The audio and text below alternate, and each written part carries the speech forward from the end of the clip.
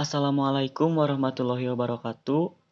Izin memperkenalkan diri, nama saya Muhammad Ilham Pratama dari Sekolah Tinggi Ilmu Ekonomi Bandung atau STIE STEMBI Bandung dengan program studi Manajemen S1 dari kelas E3.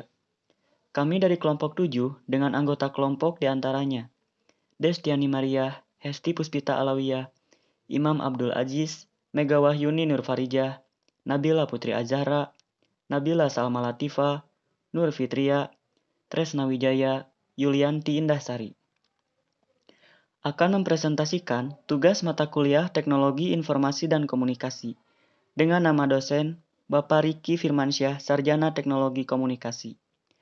Kami akan mempresentasikan jurnal kami dengan judul jurnal Teknologi Informasi dan Komunikasi dalam konteks sosial dan budaya. Baik, sebelum kita mengetahui dampak perkembangan teknologi komunikasi dalam konteks sosial budaya, di sini saya akan menjelaskan terlebih dahulu pengertian teknologi informasi dan komunikasi.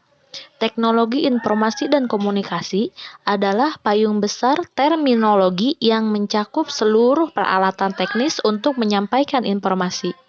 Teknologi informasi komunikasi mencakup dua aspek, yaitu teknologi informasi dan teknologi komunikasi. Teknologi informasi meliputi segala hal yang berkaitan dengan proses dan penggunaan alat bantu.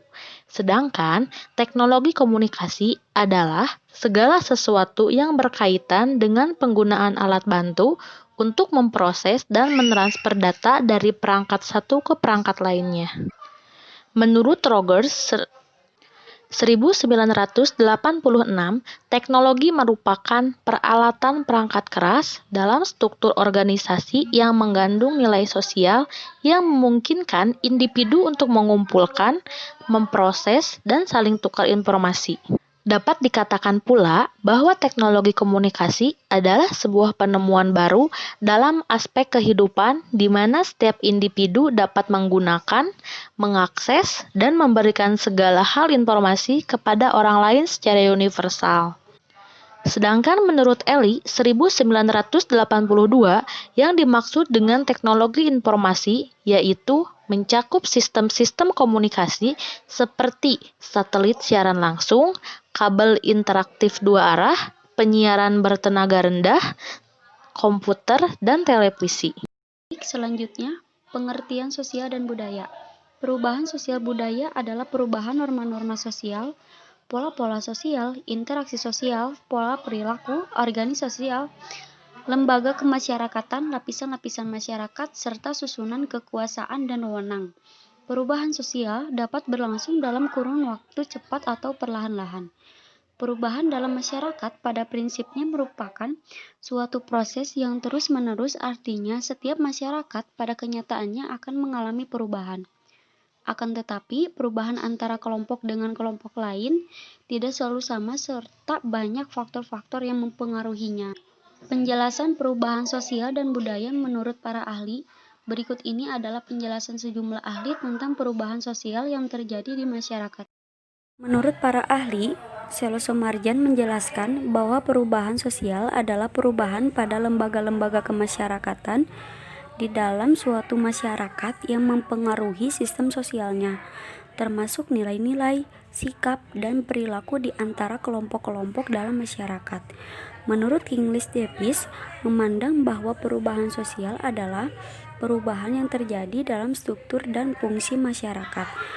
Dan menurut John Lewis Gillin dan John Philip Gillin, melihat perubahan sosial sebagai variasi dari cara-cara hidup yang telah diterima baik karena perubahan kondisi geografis, kebudayaan material, komposisi penduduk, ideologi, maupun karena adanya difusi atau penemuan-penemuan baru dalam masyarakat. Selanjutnya, faktor pendorong perubahan sosial budaya. Di antaranya, yang pertama, adanya kontak dengan budaya lain. Contohnya adalah mempelajari kebudayaan dari negara lain. Yang kedua, sistem pendidikan formal yang maju. Yang ketiga, keinginan seseorang untuk menginisiasi perubahan. Yang keempat, komposisi penduduk yang heterogen. Yang kelima, tetap menghargai hasil karya orang lain. Selain itu, adanya sikap mudah menerima hal-hal baru, toleransi terhadap perbedaan budaya, ketidakpuasan masyarakat terhadap kondisi saat ini, sistem stratifikasi sosial yang terbuka. Adapun faktor penghambat perubahan sosial budaya, di antaranya yang pertama, kurangnya hubungan dengan kelompok masyarakat lain, kedua, sistem pendidikan yang stagnan, ketiga, vested interest atau keinginan untuk mempertahankan nilai-nilai tradisional yang ada, keempat, komposisi penduduk yang homogen, kelima, sikap acuh pada hasil karya orang lain, keenam, ketakutan akan hilangnya tradisi akibat pengaruh budaya baru, ketujuh, intoleransi terhadap keragaman budaya, 8. Merasa puas pada kondisi saat ini, 9. Sistem stratifikasi sosial tertutup, dan ke-10, adanya hambatan ideologis. Nah, sekarang dampak perubahan dalam sosial budaya. Di antaranya, yang pertama, informasi yang diperoleh dapat langsung dipublikasikan dan diterima oleh banyak orang dengan cepat melalui media-media yang ada. Setiap orang jadi bisa saling bertukar informasi satu sama lain. Yang kedua, memudahkan kita dalam belajar karena sudah banyak yang mendukung. Misalnya, dengan adanya proyektor, LCD, Microsoft, dan lain-lain. Dimudahkan juga dalam mencari artikel-artikel dan menambah wawasan tentang banyak hal. Lalu, hubungan sosial antar masyarakat bisa berlangsung di mana saja dan kapan saja, walaupun berjauhan dan berada dalam zona waktu yang berbeda, tetapi masih bisa berinteraksi. Juga bisa menambah teman dari mancanegara. Selanjutnya, sosialisasi kebijakan pemerintah dapat lebih cepat sampai ke masyarakat dengan adanya pemberitahuan melalui radio, televisi, dan internet, membuat masyarakat dengan mudah dan cepat mengetahui peraturan dan kebijakan pemerintah yang sudah ada atau baru dikeluarkan. Yang selanjutnya, masyarakat lebih memiliki rasa percaya diri yang tinggi. Mereka berani tampil secara terbuka baik ke orang sudah dikenal maupun belum dikenal. Dan selanjutnya, masyarakat lebih memiliki rasa percaya diri yang tinggi. Mereka berani tampil secara terbuka, baik ke orang sudah dikenal maupun belum dikenalnya sama sekali. Mereka berani mengekspos pribadinya dengan memberi informasi-informasi yang sedang terjadi, baik yang penting maupun tidak penting. Saling berlomba-lomba untuk mendapat dan menyampaikan info terkini. Lalu, masyarakat dapat mempublikasikan kebudayaan yang dimiliki ke masyarakat luas untuk dipelajari dan dilestarikan, tidak hanya dengan satu negara, tetapi dapat juga antar negara. Sebagai penutup, kami akan memberikan kesimpulan dan saran. Nah, untuk kesimpulannya, yaitu dengan adanya teknologi informasi dan komunikasi, masyarakat merasa terbantu dengan memudahkan masyarakat untuk mencari dan mendapatkan informasi-informasi penting.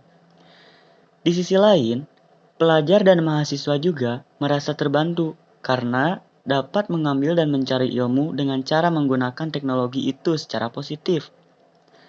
Untuk sarannya, yaitu adanya perubahan dan perkembangan mengenai teknologi informasi dan komunikasi. Masyarakat, pelajar, dan mahasiswa, serta jajaran lainnya supaya menggunakan teknologi komunikasi secara baik dan benar, dan memanfaatkan sebaik-baiknya untuk mewujudkan suatu yang baru masa depan. Sekian penjelasan dari kelompok kami. Mohon maaf apabila ada kesalahan. Wabillahi taufiq wal hidayah. Wassalamualaikum warahmatullahi wabarakatuh.